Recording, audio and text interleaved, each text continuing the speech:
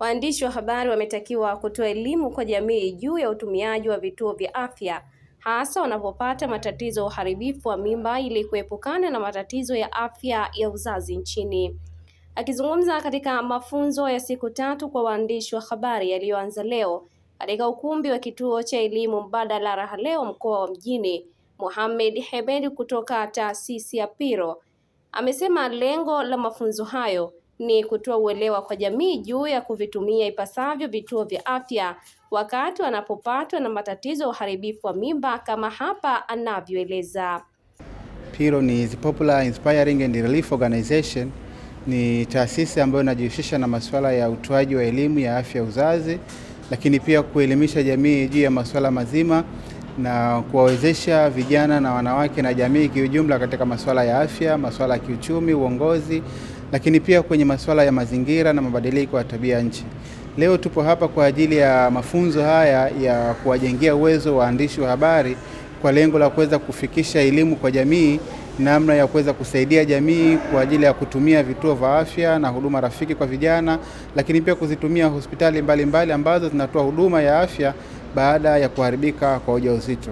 Tumeona kwamba jamii ina mitazamo mingi, lakini pia katika swala la uharibikaji wa mimba umekuwa kwamba ni kikwazo, lakini pia jamii inakosa namna ya kuweza kupata msaada. Kwa hiyo sisi kama Piro tumeona kuweza kutoa elimu hii kwa waandishi wa habari ambao waichukue elimu hii kwa ajili ya kuipeleka kwenye jamii, ili jamii iweze kutambua sasa baada ya msichana au mwanamke anapopata tatizo la kuharibika kwa mimba, aidha mimba imetoka kwa bahati mbaya ama imetoka kwa mitihani mingine yoyote, basi tunaiomba jamii iweze kuvitumia vituo vya afya na hospitali mbalimbali kwa ajili ya kupata huduma. Tunaamini kwenye vituo vya afya vya Unguja na Pemba takriban vituo vingi vinatoa hizi huduma za baada ya kuharibika kwa ujauzito, ambapo na sisi leo tumeona kwamba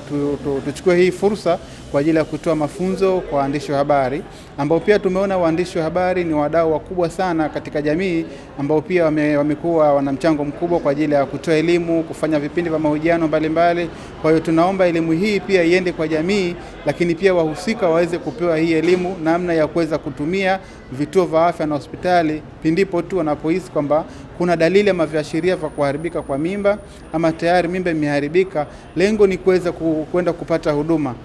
Aidha, amewataka washiriki hao kuwa mabalozi wazuri katika jamii pamoja na kutoa wito kwa serikali.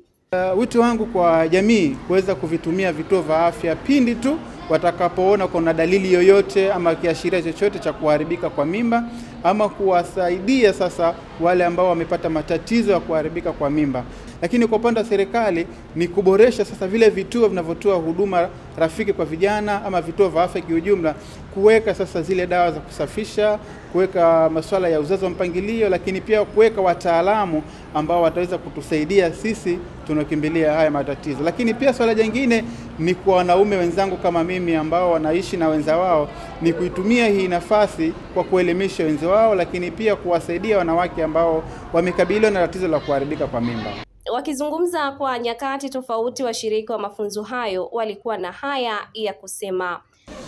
Mafunzo haya yanalenga namna ya utoaji wa mimba, kwa maana huduma za kupata baada ya uharibifu wa mimba,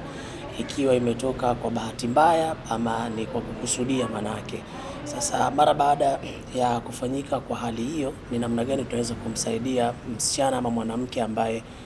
amepata hilo tatizo la uharibifu wa mimba. Mafunzo haya ni muhimu kwa maana ukijaribu kuangalia kwenye jamii zetu swala la kuharibika kwa mimba linatokea, lakini namna ambavyo sasa tunaweza kutibu manake ni kwenda kwenye vituo vya afya kupata huduma sahihi na si kutumia huduma zile ambazo zinaweza kuhatarisha maisha yake. Kwa maana wakati mwingine tunasikia watu wanafanya baada ya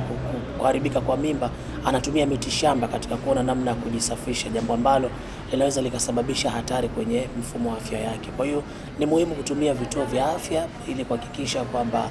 unapata huduma za kitabibu kwenye kutibu tatizo lile la uharibifu wa mimba. Mafunzo leo nimeyapokea vizuri, lakini pia tunatakiwa kuwa mabalozi wazuri baada ya kutoka hapa, kwa sababu miongoni mwa wahanga ni ndugu zetu, watoto wetu na watu wa jamii waliotuzunguka. Kwa sababu ukiangalia katika mafunzo tuliyopata, takwimu kubwa ya uharibifu wa mimba